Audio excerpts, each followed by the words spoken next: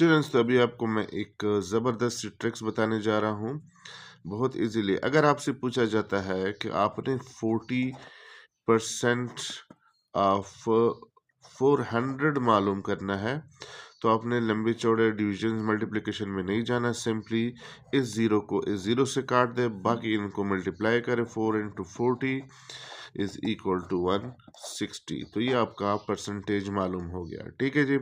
अगर आपसे पूछा जाता है कि फॉर एग्जांपल 60% ऑफ 60 फाइंड करें, यानी इसमें 2 ज़ीरो यहाँ पे थे, 1 ज़ीरो यहाँ पे था।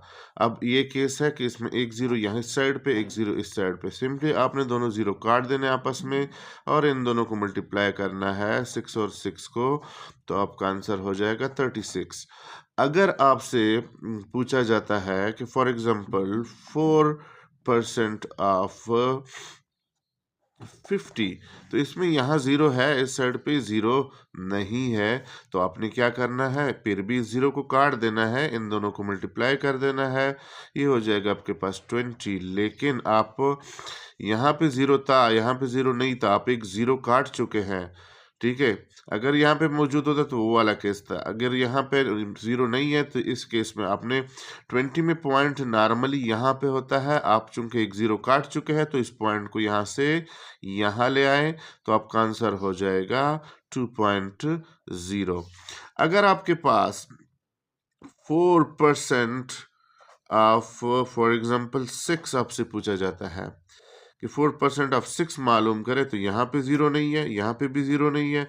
सिंपली इन दोनों को मल्टीप्लाई करें तो ये हो जाएगा 24। 24 में पॉइंट यहाँ पे होता है नॉर्मली। आप चूंकि यहाँ पे ज़ीरो नहीं है, यहाँ पे ज़ीरो नहीं है, तो आपने इसको यहाँ नहीं यहाँ ले आना है इस पॉइंट को, तो आपका आंसर हो जाएगा 0.24। और इसका लॉजिक क्या होता है कि जब आप परसेंटेज मालूम करते हैं तो परसेंट के निशान के लिए हम 1/100 लगाते हैं। तो 100 अगर ऊपर 2 ज़ीरो होते हैं, जैसे कि इस केस में ये वाला जो केस है, इसके 2 ज़ीरो कट जाएंगे। ठीक है, अगर ऊपर 2 ज़ीरो है तो 100 के साथ 2 ज़ीरो कट जाता है। अगर ऊपर 1 ज़ीरो है तो 1 ज़ीरो कट जाता है, नीचे 10 रह जाता है। ठीक है, आप इस लॉजिक को समझिए, इसको सोचिए। लेकिन ट्रिक मैंने आपको बता दिया कि आपने लंबे चौड़े डिविजन मल्टीप्लिकेशन में नहीं जाना, आपने सिंपली इस तरह करना है। आगे वीडियो में एक और ट्रिक आपको समझाने जा रहा हूँ। देखते रहिए हमारा चैनल।